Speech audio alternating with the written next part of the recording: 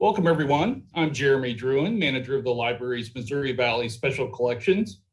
Thank you for joining us for another online installment of our Signature Sunday series. It is my pleasure to welcome back to the library as a returning speaker, Felicia Londré. Dr. Londré is Curators Distinguished Professor Emerita of Theater at the University of Missouri, Kansas City, where she taught theater history for 43 years. Among her numerous honors, she received the Outstanding Teacher of Theater and Higher Education in 2001, and the Betty Jean Jones Award for Outstanding Teacher of American Theater and Drama in 2011. Dr. Londré is the author of 16 books, including The Enchanted Years of the Stage, Kansas City at the Crossroads of American Theater, which won the Theater Libraries Association's George Friedley Memorial Award in 2008, as well as the Jackson County Historical Society's Education Award that same year.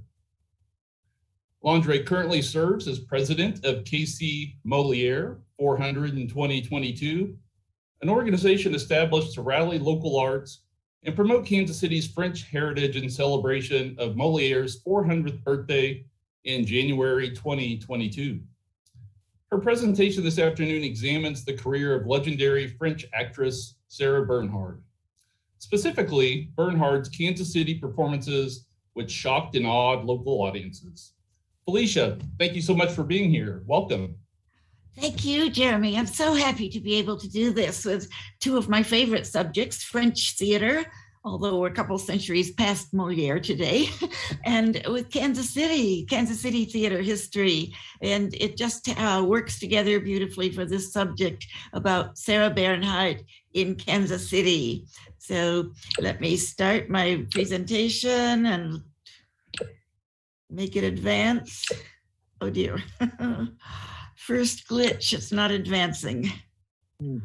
Felicia, if you just click in the screen, that should get you all set. It should do what? There's little arrows down in the bottom left-hand corner. If you use that once, then you should be able to advance regularly. Thank you. Oh, right. That will be much easier. Thank you very much. Okay, so the shock and awe of Sarah Bernhardt in Kansas City. First, a little bit about her. Why is she so important? Why do people remember her yet today? She was a worldwide phenomenon. Her acting was always in French, but she was popular everywhere she toured, to England, Italy, and of course, her 9 tours to the United States. She was known as the Divine. She was especially renowned for her golden voice, la voix d'or, a melodious voice, very clear, bell-like. And she was just so indomitable. It was said that she marched around Europe like a female Napoleon. She was described as the princess of gesture and the queen of attitude or posture or posing. Indeed, the ideal of acting in those days, before acting was supposed to be realistic, was to be able to pose like a sculpture, to be able to sense how the light would hit, how it would enhance the folds of a garment or the contours of a face. And she was a genius at that, as you see here in these two poses. But what did make her so great? She really was a legend in her own time, and people yet talk of her yet today who never saw her, but perhaps just heard of her. Well, first of all, she had natural gifts, and especially it was that beautiful voice that remained powerful in the days before microphones and when theaters had a capacity of 2,000 or more. So she could project, and yet it was just beautiful to listen to, whether one understood French or not. And then she was a presence. She walked on stage and it was magnetic. And then, as I said, plasticity was valued in the acting of the day, knowing how to get stand so that the light hit beautifully. She had all the technical skills so that she could kind of visualize herself as she was going along, her placement in the composition of the scenery, and her ability, and well, then her expressive eyes were often commented upon in real life also. And she could interpret a text. She was a big actress. It was a bold interpretive style. And she had a great range. She did the classics, she did contemporary works, and somehow within the constraints of the changing parameters of what constitutes realism, she was believable. And of course, she was a self-promoter. She figured that out early in her career, how to get people to want to know about her, to want to come and see her. There's so many, many books about her, and you'll see a few of them in this slide presentation. But before we get into her visits to Kansas City, I just wanted to say a little bit about her career leading up to her first American tour, which was 1880 to 1881. She was born to a high-class woman who sold her favors. The name of her father is generally not known. Well, she knew who her father was, and people did, but he was a wealthy man who was a Catholic and decided that the little Jewish-born or half-Jewish girl should be baptized Catholic and given a good education at a Catholic boarding school. So with that education, she decided she wanted to be a nun. She really bought into the mystique, the candlelight, the chanting, the rituals, the incense. She was a very emotional child. And it seemed that going into taking religious orders would be a way to fulfill that. But then her mother took her to the theater and she was blown away. She never looked back. She had to do that. So she was taken to audition at the Conservatoire, which was the leading training school of her day, and she was accepted. She trained there, but she was a very self-contained young woman, hot, tempestuous, passionate, redheaded, whether they go together or not. She was redheaded and always dramatic. She would dramatize everything. Everything was important. Well, she completed her training at the Conservatoire and was accepted into the Comédie Française, a great honor at age 18. She made her debut, given the title role in Iphigénie by Racine, a very classical, pure type drama, and took stage fright and was not very well received at that debut. But they kept her on, and in her first season, we at least have this Molière connection with her. She didn't really do Molière in her career. She was more dramatic actress, more into the dramatic tragic roles. But starting out, she played the ingénue Henriette in Molière's The Learned Ladies in her first season at the Comédie Française. I think one other interesting coincidence is that a big turning point in her career came on Molière's birthday, January 15th, which the date we will be celebrating this coming January for his 400th birthday. Well, at the Comédie Française celebration of his 242nd birthday, she had a backstage spat with a leading actress who was by far her senior. She had brought her little sister backstage to watch the festivities. Her little sister inadvertently stepped on the actress's train. The actresses turned angrily on the little girl, and Bernhardt was so defensive of her little sister that she slapped the older actress and refused to apologize. So she left the Comédie Française, leaving the great honor of being a member of the company. So she was on her own to perform elsewhere, and she joined the company at the second best theater in Paris, the Théâtre de l'Odéon.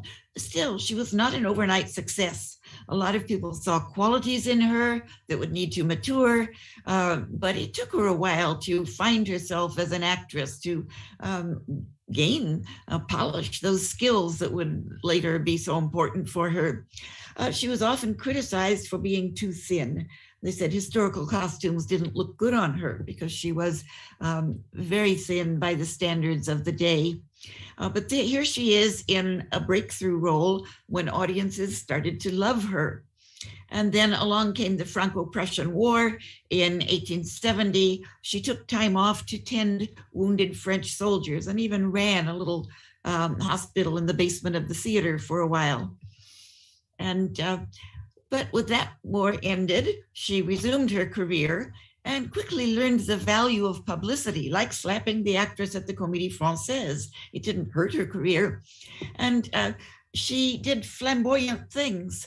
She claimed to sleep in a coffin, which of course is not exactly true. She didn't sleep in the coffin. Maybe she would lie in the coffin to study her lines, because awareness of mortality is certainly a good way to stimulate one's creativity. As the great Swedish film director Ingmar Bergman said, "Thou shalt make every film as though it were thy last." And so this would help Bernhardt to remind her every role is important. And she, there were so many stories about her excesses. At one point, she asked a doctor if he could graft a tail from a live tiger onto the base of her spine, because it would be a wonderful acting tool to be able to thrash a tiger tail in certain roles. Of course, nothing ever came of it, except that it was reported in the press and made people ever more interested in her. Yes, she was often characterized or described in terms of her very slender build, and often called a broomstick physique. As you see in this particular caricature, there were a lot of caricatures mocking her for her thinness, and she was called an animated skeleton or the skeletal one, and jokes like she turned sideways and disappeared, or she fell down and slipped through a crack.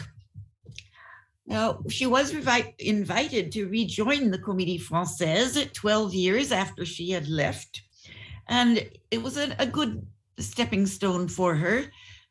And it was partly because she got her greatest role at this point. Her greatest role was Phèdre in Racine's play of that same title. It was just a beautiful part for those long tirades that showed off the voice and the wonderful sculptural poses, as you see here.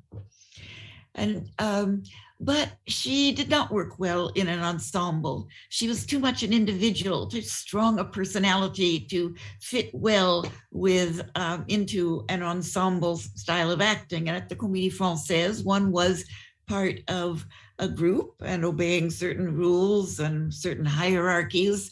So they did release people occasionally to do tours, and she got a tour to London that was so successful. Even though she was performing in French to English-speaking audiences, it began her international acclaim, and she decided that her best career move was to leave the Comédie Française and become an independent, well, form her own company as a star actor.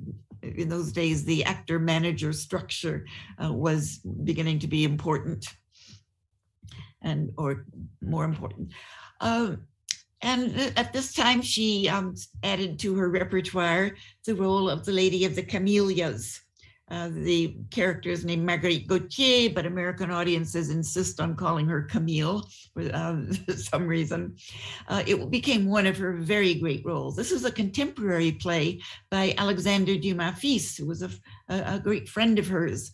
And she played this role for the rest of her career. You might know the play in its operatic form, La Traviata.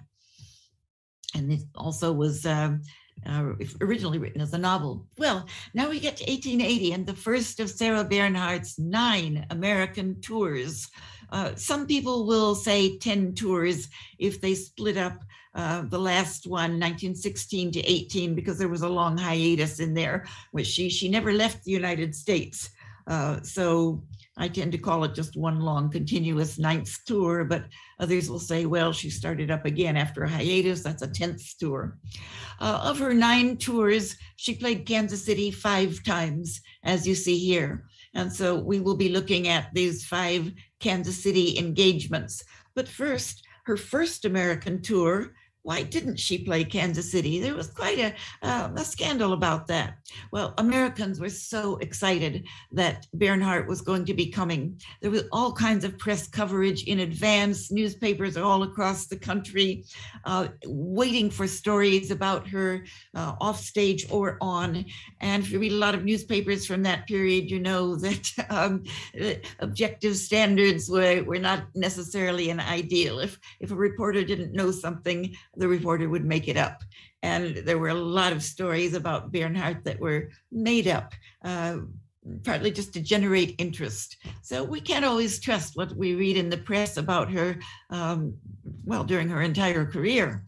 But if you read something in several different sources, you kind of can piece together maybe what really happened. So why did she not play Kansas City on her first American tour? We'll look at that. She docked in New York in October 1880 with a plan to do 100 performances just on the East Coast, New York, Boston, I think Philadelphia, Washington. But first, before she even, then she played the 100 days, and her managers realized she was just making so much money. Audiences would pay more than normal prices to see her, whether they could understand her or not. And so her price just to book her was considered very high in those days, $1,500 per performance, whether anyone came or not. She was guaranteed that amount. So the manager of the leading theater in Kansas City was rather cautious.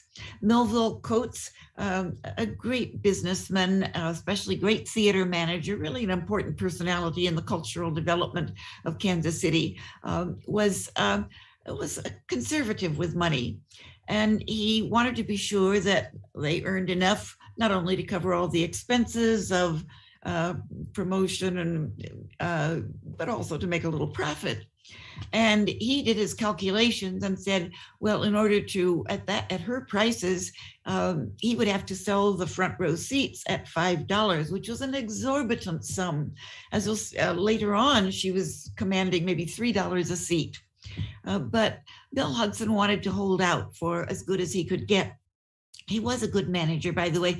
Coates Opera House, located at 10th and Broadway, was Kansas City's first real theater. And by the way, in those days, one didn't say theater because that was kind of associated with low-class entertainment. So to show that it was a better type of entertainment, buildings for nice audiences were called opera houses. Rather than theaters, but it was the same thing. They could book in plays, musical shows, whatever. So the Coates, when it was built, opened in 1870, financed by Colonel Kersey Coates, another hero of Kansas City, was kind of alone out there in the country. 10th and Broadway was pretty far from 5th and Walnut, the center of town. But people would tromp out there through mud or snow, carrying their lanterns. This was before street lighting, to see the stars who came through, because once Kansas City was on the railway line, everybody came through. It was so smart of Colonel Coates to get the railway and the bridge, and that made us a cultural hub. Well, Coates Opera House had been through three managers before Mel Hudson became the manager of the Coates. And he was the first one to be very canny and to be able to make it profitable rather than Kersey Coates having to sort of subsidize it on the quiet all the time. And so as soon as it was announced that Sarah Bernhardt was going to tour beyond the East Coast, he was ready to get her booked into Coates Opera House. As you see here, January, Mr. Hudson will bring her here for 2 nights. And then a little later in January, well, chances of a visit from the slender one are being discussed. And then February, well, she's definitely not coming. What is the reason for all of that? Why was he so hopeful and then it didn't happen? Well, he was holding out for 20% of the box office, and her American managers would not go any higher than 15% of the box office. Well, already that was pretty good because Mel Hudson had negotiated them up from 9%, 10, 12%. But there was no meeting place between 15 and 20%. And so Bernhardt's managers said, well, she doesn't need to play Kansas City. And they booked her into St. Louis, St. Joseph, and Leavenworth, but Kansas City did not get her. Kansas City's people sneered at St. Joseph. They called it Sleepy Hollow, the suburbs, and maybe they were paying these exorbitant prices to get someone who probably wasn't worth it, that kind of attitude. However, when her train passed through Kansas City in the West Bottoms, crowds of people turned out to just watch the train go by, hoping they might get a glimpse of her at the window. Well, so there was reporting about how she did in St. Joseph and in Leavenworth, and there was an element of sour grapes about it. They had to acknowledge she was great. And by the way, she did make money for the managers of all those opera houses in those provincial suburban towns. But this one at center is kind of funny. After all, Sarah Bernhardt is not a great artiste, and her character is speckled too. She's no better than she should be. It's just possible that Kansas City will survive if Sarah Bernhardt doesn't play here. This might not have occurred to her manager, Mr. Abbey. So it's a little bit of sour grapes about it. And you could kind of tell they weren't going to let another chance go by without booking her into Kansas City. But one other little episode I have to mention in passing before we move on to her first engagement at Kansas City. When she was leaving Leavenworth, there was an argument between the treasurer and the manager. And they got into harsh words and then even drew guns. And it looked as though it was going to become really violent. It was on the train. And Sarah had already retired for the night, and her kind of, we call them ladies in waiting, if you will, but some of her company, her nurse, her governess, they all heard this and came out, all of them poking their heads out of the door, wearing their nightcaps and nightgowns. And that sort of calmed things down, and the train went on to the next engagement. Well, 1887 was the next chance to get Sarah Bernhardt to Kansas City.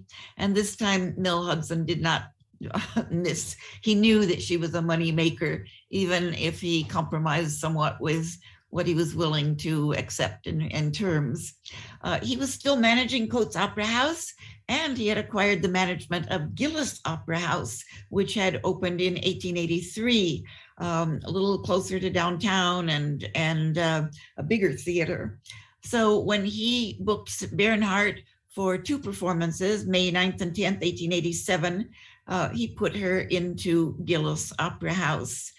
She arrived from an engagement in Omaha. The way they did it in those days was to leave the theater and go to the train station right after the performance and take an all-night train to the next place. In the early days, she and her company would often get off the train and stay at a hotel, but later on, she was able to afford a private railway car, and that was her rolling hotel. They would just sidetrack it for as long as she was in the city, and she would go back there. It had a kitchen and everything she needed on the train car. So this was Gillis Opera House at 5th and Walnut. And it was more of a popular theater, lower priced theater tickets.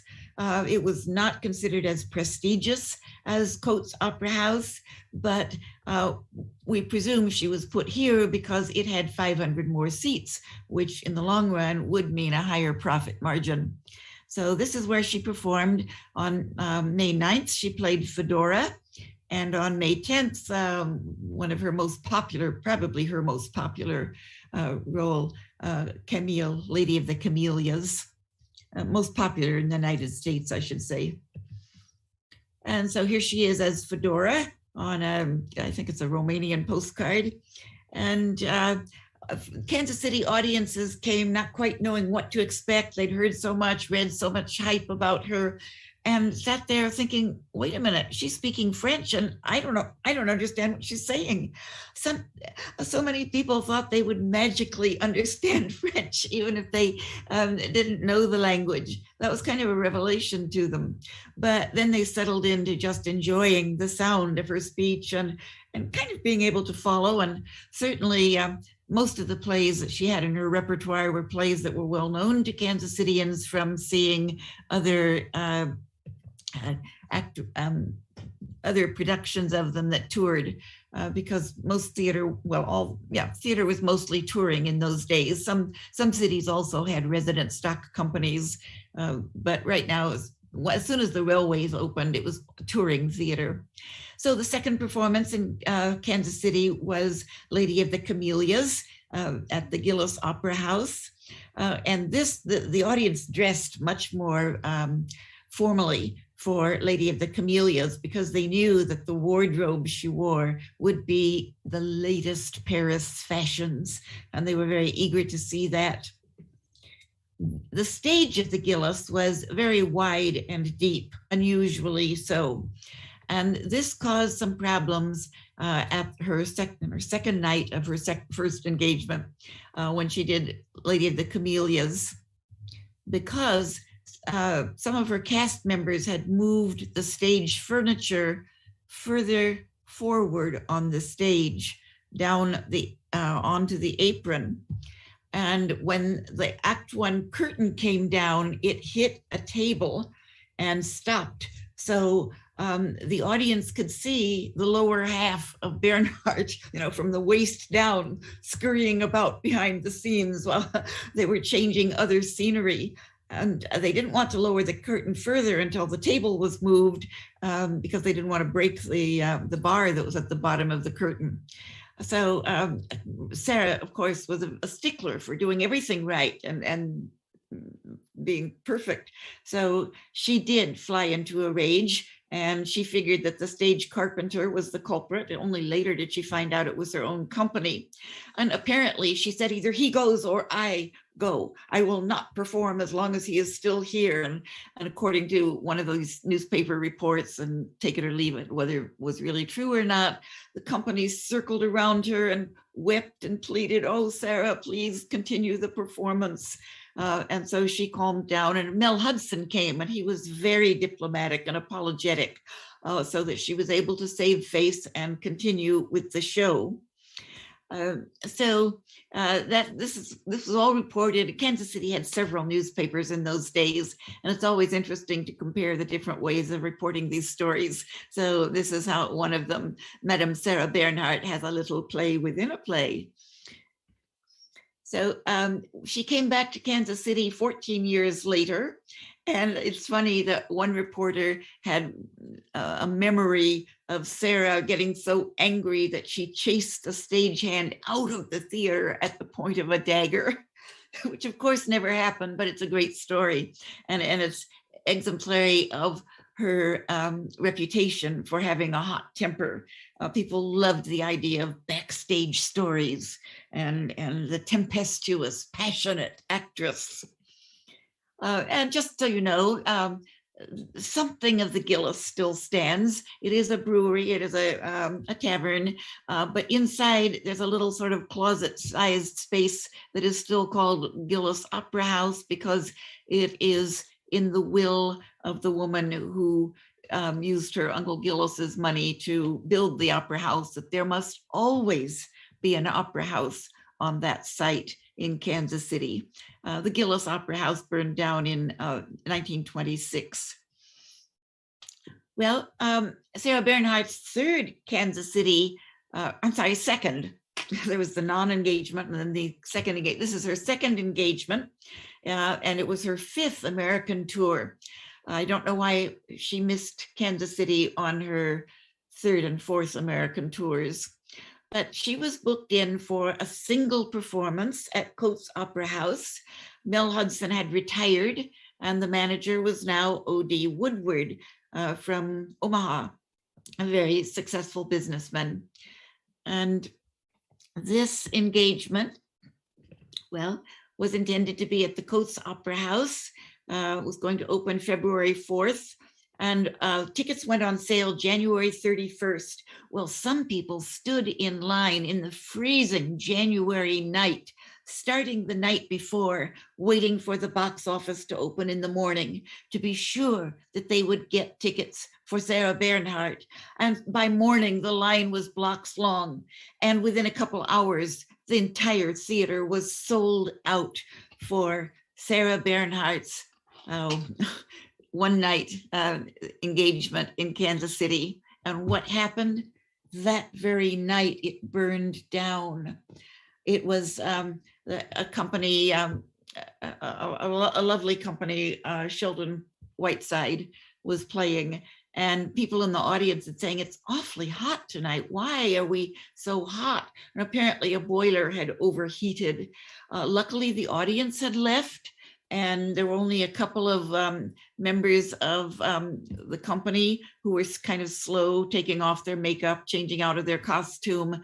And so there were two of them still in the theater when the house manager said, get out, the flames are reaching this, on the stage.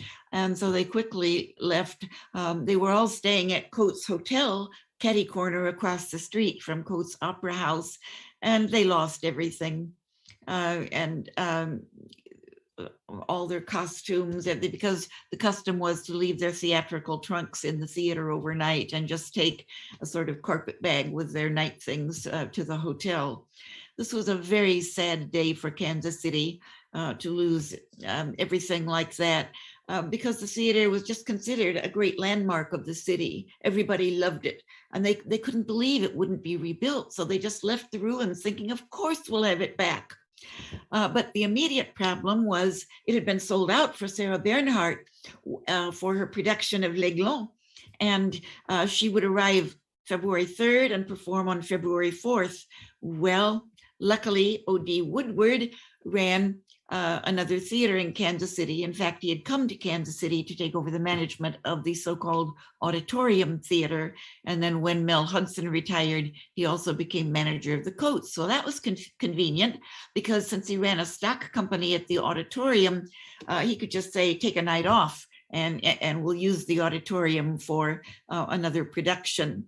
He was a very good businessman, had many, many good years in Kansas City, and made the Auditorium Theater into a major successful landmark of Kansas City theater.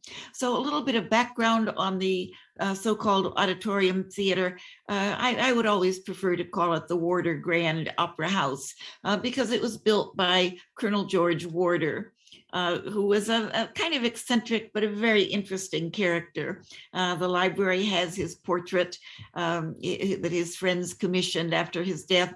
He sank his fortune into building a magnificent theater for the East Side. Now, the East Side at that point was 9th and Holmes, but his idea was to be in competition with Coates House on the West Side, Coates Opera House on the West Side, and the Gillis downtown. So it was to be a more beautiful theater, and it presumably was. Look at that, a roof garden up here. And one side of it was actually a hotel. So people could stay in the hotel and then come to the theater, and even the company could stay in the hotel if there were enough rooms. Apparently it was a beautiful theater, but, and there are some good stories about it, but we can't digress. So that's for another time, the stories about the opening of this theater, if you don't know them already. But poor Colonel Warder went bankrupt on the building of this theater. It was sold, and the next owner callously changed the name. Colonel Warder was always kind of sad that his name was taken off of it.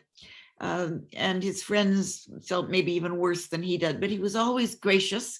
He came to every opening night, even though his coat was getting kind of shabby, but he had such goodwill, such charm.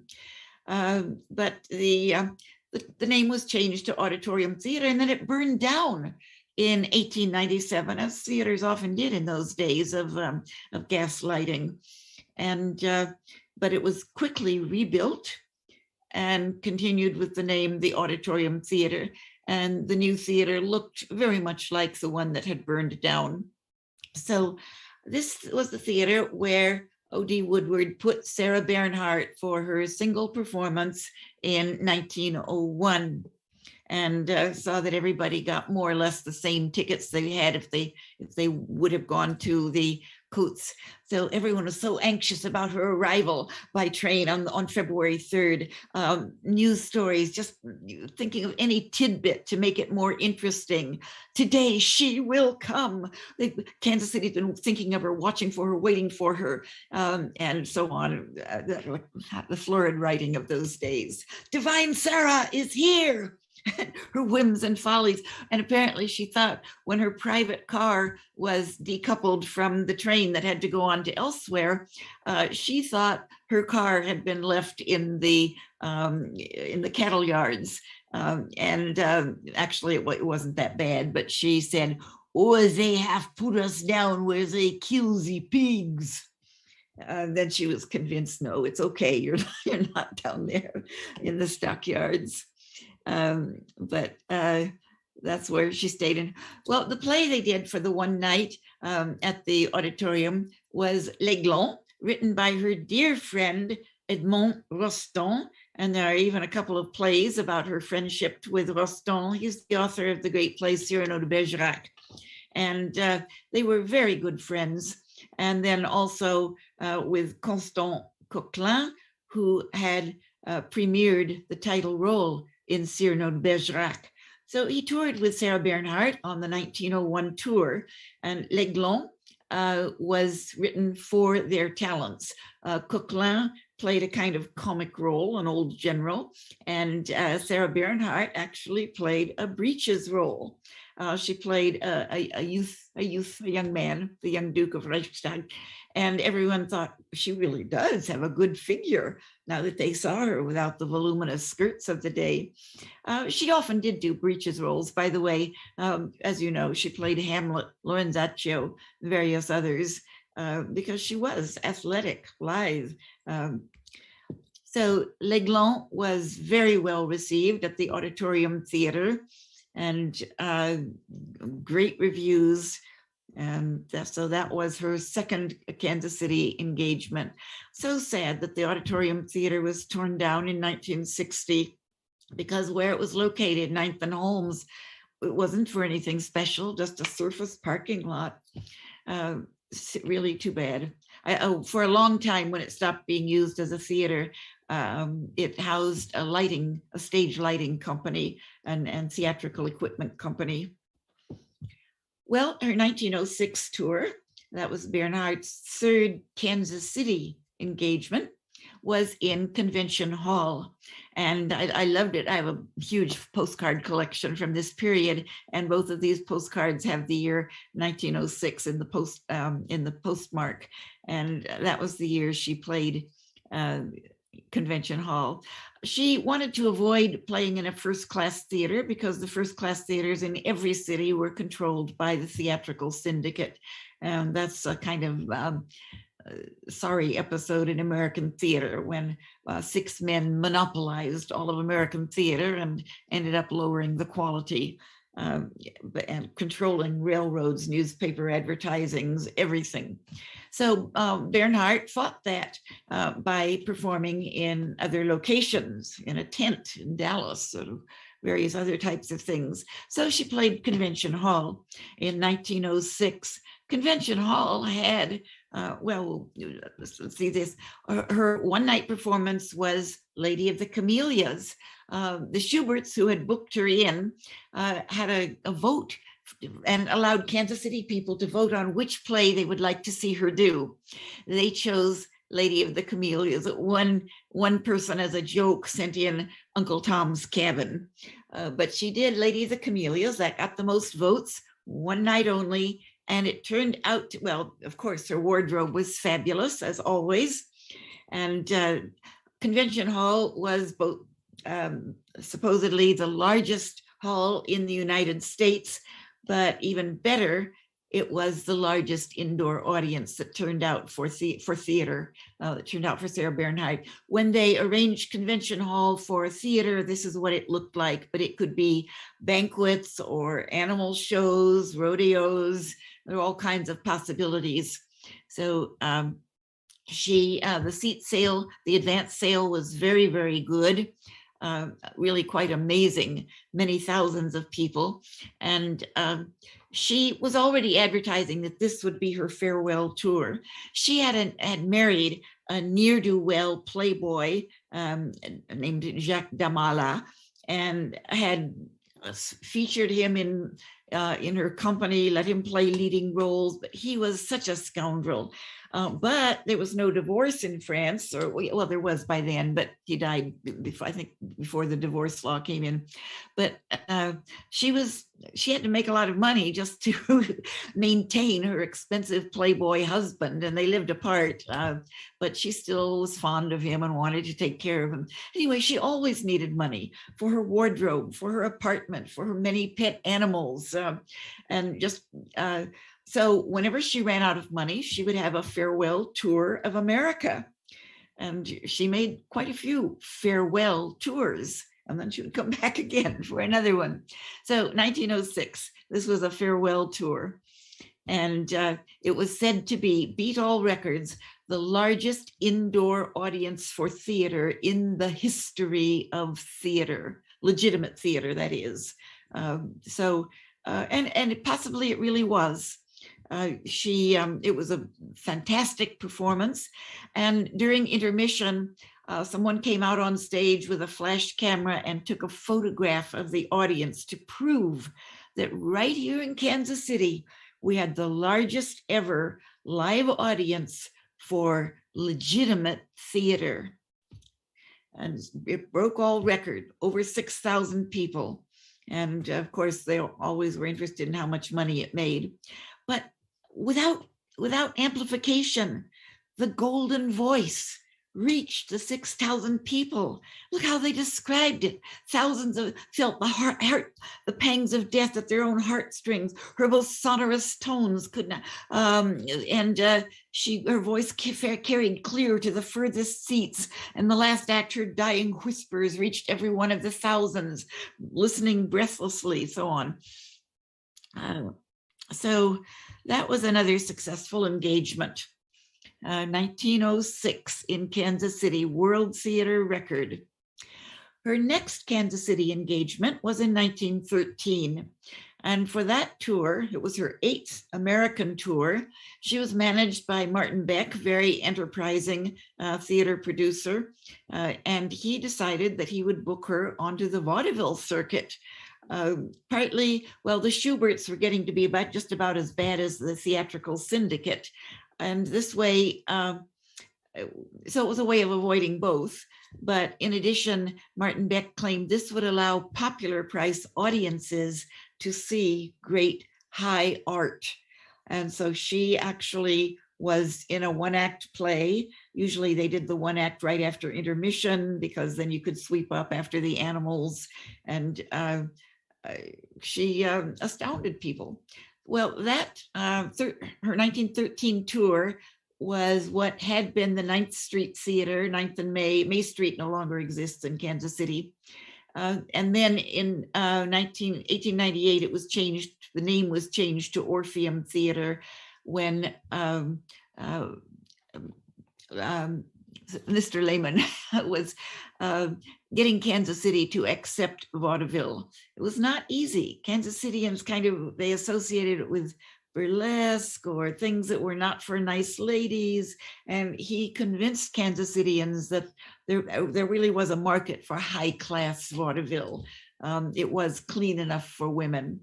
And so that's the vaudeville theater where Bernhardt performed on her 1913 Kansas City engagement. And as always, they commented on the wonderful wardrobe she brought with her.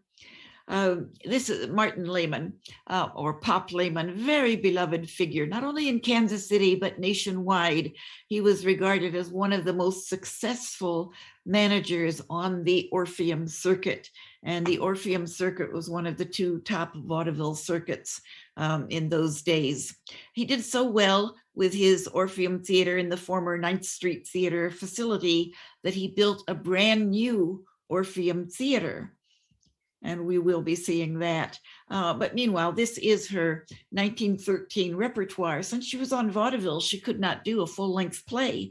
She would do the climactic acts in 5-act plays.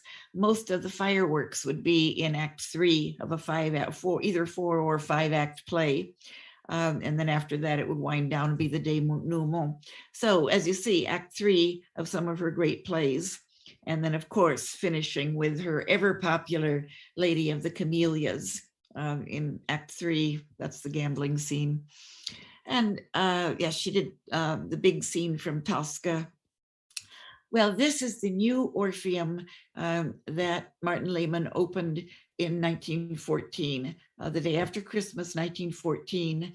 One year, I don't know, it could have been a decade or so ago, I was giving a talk on Kansas City theater and mentioned this theater. And afterwards, an elderly woman said that as a teen, she was in the opening night audience of the Orpheum Theater on December 26, 1914. So we know exactly what was performed then. I mean, we have the programs and, but anyway, this is where she was booked in for her 1918 tour. But before we get back to Bernhardt in Kansas City in 1918, we have to talk about what happened between her 1913 and 1918 American tours, or between those two engagements at the so-called Orpheum. Well, as you all know, 1914, World War I, or the Great War, broke out, starting with Austria-Hungary's declaration of war on Serbia. But by August, all of Europe was involved because of alliances, and a full-scale war had broken out and quickly turned into trench warfare. And France took the worst of it because of where it was located. And the Germans got quite close to Paris in the Great War. I mean, right there on the banks of the Marne, and firing Big Bertha into the city. Well, in 1915, her right leg was amputated above the knee because 10 years earlier, when she was playing in Tosca and she has to jump off the parapet, someone had not placed the cushiony mattress under it for her to land on. And she landed on her knee, and it was very painful for the next 10 years. It grew to be like football sized. And finally, it was getting gangrene. And so she had to have it amputated. This was in wartime, and all the doctors were at the front. And she had been moved out of Paris to Bordeaux because they were afraid the Germans were going to take over Paris. And so the whole government moved to Bordeaux, and it was insisted that she move to Bordeaux. So they did find a doctor who would agree to amputate her leg. They wheeled her into the operation. She was singing the Marseillaise bravely. And she was just sure that she would be able to use a wooden leg. When she finally recovered enough to try to use a wooden leg, it kept twisting on her with the leather belt to hold it on. It just was not good. So she said she would rather hop than try to wear a wooden leg. And certainly she was not going to submit to using crutches. She didn't think that was becoming the dignity of a great actress. Her remaining leg was very powerful. She could get up from a sitting position very, very gracefully on her one leg. That's all that showed. And I mean, when she wore a dress, you couldn't tell the difference. You could not tell that she was doing it all on one leg. And she could hop from one piece of furniture to the other to support herself. So leg amputation in February. By November, she was acting again. And we'll see the next slide in a show called Les Cathédrales. And then we'll look at how she performed for the soldiers at the front, and then her ninth American tour in 1916. So this is La Cathédrale, and she played, these were cathedrals in France that had been bombarded by Germans. And she played Reims, I think it was Reims, and she, Strasbourg. She was the Cathedral of Strasbourg. And then at the culminating moment in her speech, she stood up and you just couldn't tell, it was all on one leg. She scorns crutches, cane, artificial limb. And so she began to be carried about by a sedan chair. And this is how she went to the front to entertain the soldiers in a sedan chair, performing on little makeshift stage to boost the morale of soldiers. And so there she is in front of one of those little stages where she performed for. She was awarded with she was honored by the greatest poets of France and the Prime Minister, René Viviani, for her patriotism. And then she, this is about her travel. When she decided to go to, the French government decided she needs to go to America for a couple of reasons. One was that the Germans were out to capture her. They wanted to capture her alive and ransom her because they knew she was worth a lot of money, and the French would pay millions to get Sarah back. So she was vulnerable that way. And also they thought, well, she's our greatest cultural asset. If she goes and tours America, they'll realize how important French culture is to the world, and maybe they'll decide to join the Allies against the Germans. But to do that, she had to cross the Atlantic. And of course, boats were vulnerable to being torpedoed. But she got to New York, and she was told not to make speeches that would annoy Americans by violating neutrality. She had written an article that was translated for the New York Times Magazine about her visit to the front, about the patriotic, valiant French soldiers under such adverse circumstances. So kind of skirting this guideline of how far do you go and to push a propaganda point of view in a neutral country. She first played Canada and then back to New York. She was regarded as a Joan of Arc. Joan of Arc saved France. Sarah Bernhardt was always kind of identified with Joan of Arc. In fact, she performed in several different Joan of Arc plays. On this ninth tour, she performed in her repertoire, she had a one-act play called Trial of Joan of Arc.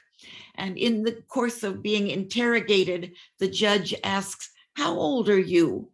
And she would look straight at the audience and say, 19. And the audience just rose to their feet cheering because she was really 72 years old, and they totally bought into it. She looked old, but she moved like a teen, and her voice was like a teen. So then she was kind of exhausted. She was losing stamina. So she reorganized to a smaller company and decided to play the vaudeville circuit again, because it was much easier to do a one-act play than to do a full-length play. So that's what she did in 17. But then here we have another little chronology where she reorganized her troupe. And then she began to really get kind of ill in her hotel room. Meanwhile, the United States did enter the war against Germany with the Allies, and she was put into the hospital for a kidney infection for over a month, about 6 weeks. Meanwhile, once the United States was on the side of the French, then French greats René Viviani and Marshal Joffre made a tour of 11 American cities, and of course Kansas City was on their schedule between Chicago and St. Louis. And she had made a film before she left France, a silent film that was now could be released because it was kind of propagandistic. And then she had to take a long time to recuperate, but she began touring again. And so it was in October 1918 that she made her 1918 engagement in Kansas City at the Orpheum and sailed back to France to arrive back on Armistice Day. So this is about when she was going to the hospital and and she really was close to death for a while. And then this is when the greats came to Kansas City, May 6, 1917. They spoke to the crowds. I have this little book of all the speeches that Joffre and Viviani gave in every one of the 11 cities that they visited. It was published by November. They had toured in May and November. This book came out.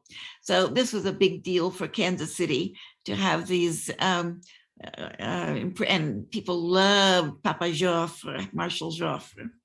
So Bernhardt recovered, and now she was allowed to give political speeches because we had joined the Allies. And she toured around. She was in Oregon saying that Americans and French will intermarry, and this will be a race of giants. Finally, Kansas City engagement, September 1918, and she did 2 plays.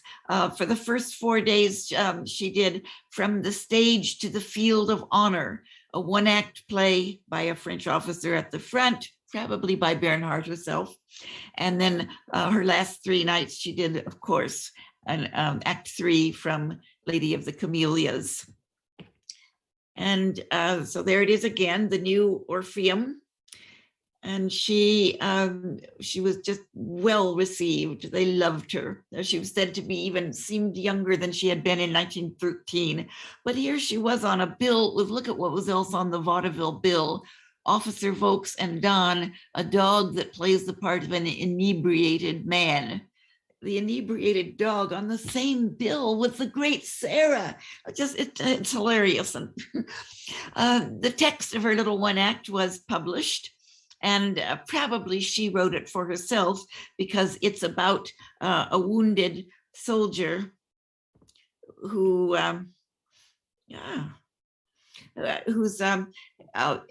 he can't get up. So she could play it with 1 leg.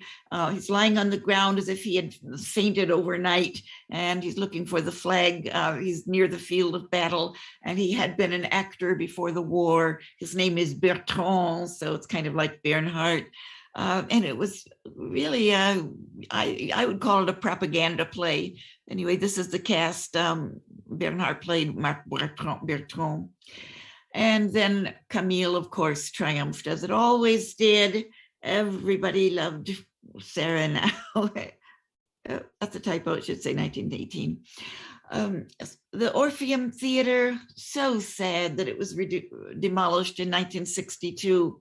That theater should never have been torn down. It was built for the ages. Mosaic floor in the entry hall. I mean, it just took weeks to even have a wrecking ball demolish the proscenium arch. It was so solidly built. But they had to make way for the expansion of the Muhlebach Hotel, which is right adjacent. And now if you walk on this sidewalk, there's a plaque on the building that says that the Orpheum was here.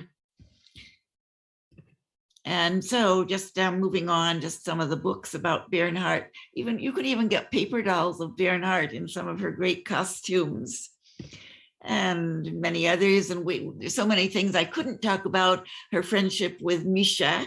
In fact, she was the one who gave Alphonse Misha his first big break as a designer of posters in his distinctive style. So generations of Kansas City's remembered her from the times she had played here between 1887 and 1918.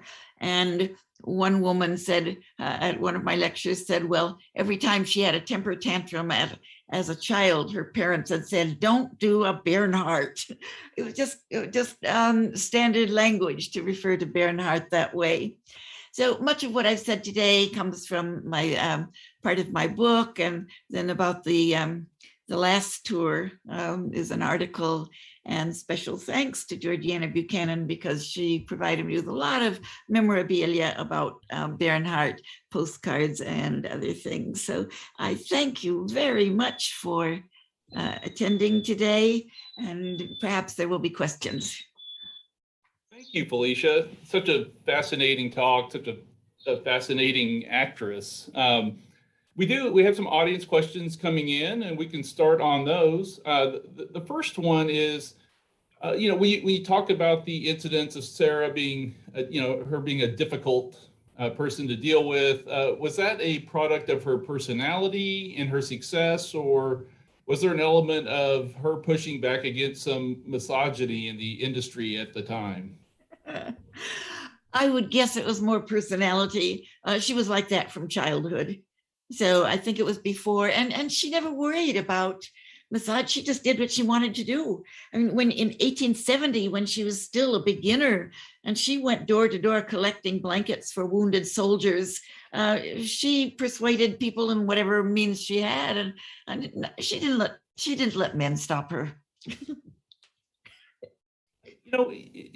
Related to her, I guess, relationship with the press, or how she was, some of the reporting for that period, you referenced that it was common for reporters to comment on her thin physique, and as I think you said, referred to her as an animated skeleton. Yes. And then also, stories that were likely untrue of her chasing a stagehand with a knife. Were those, I guess, a couple questions. Was that fairly common, especially for actors and actresses coming from overseas? And was that mostly when she was younger in her early tours of the U.S.?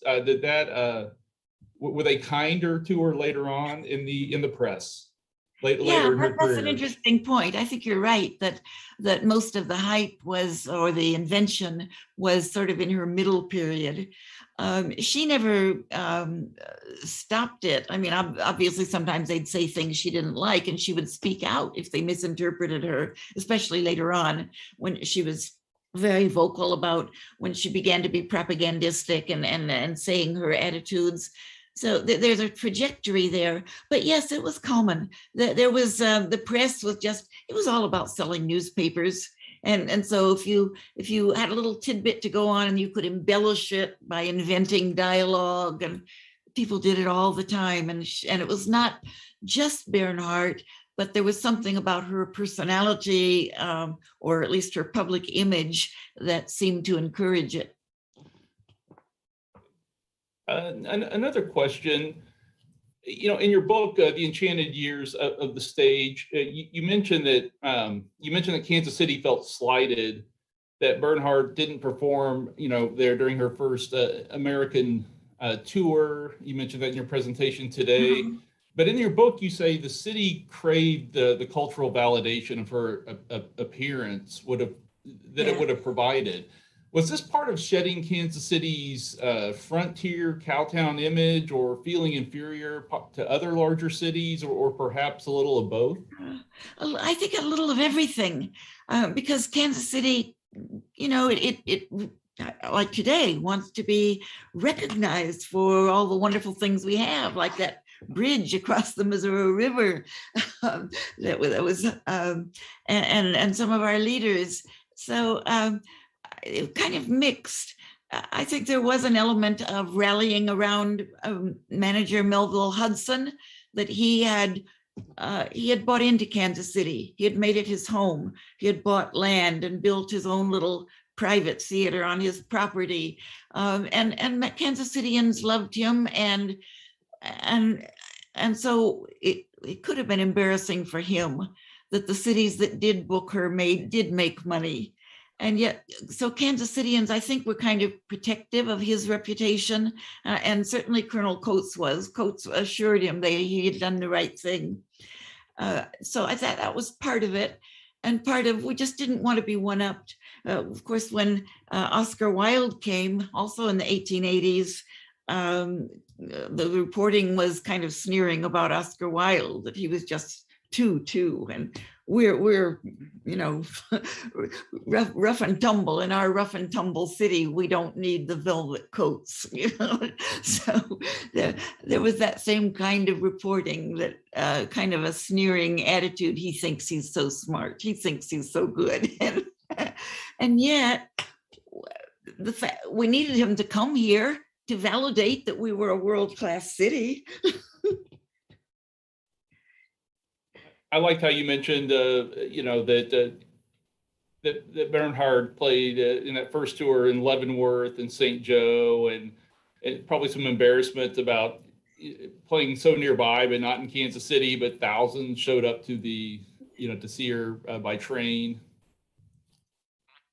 I could see how Kansas City would feel slighted that yes. that she didn't play here. We do have another audience question coming in. Let's see. Would you talk about Sarah's portrayal of Hamlet? How groundbreaking was that move? Oh, yes. Well, she loved to do breeches roles, and she did it several times in her career. And she was so athletic that it worked well for her to do the dueling scenes. She knew something about dueling, and it showed her legs in the costume. But it was a studied performance.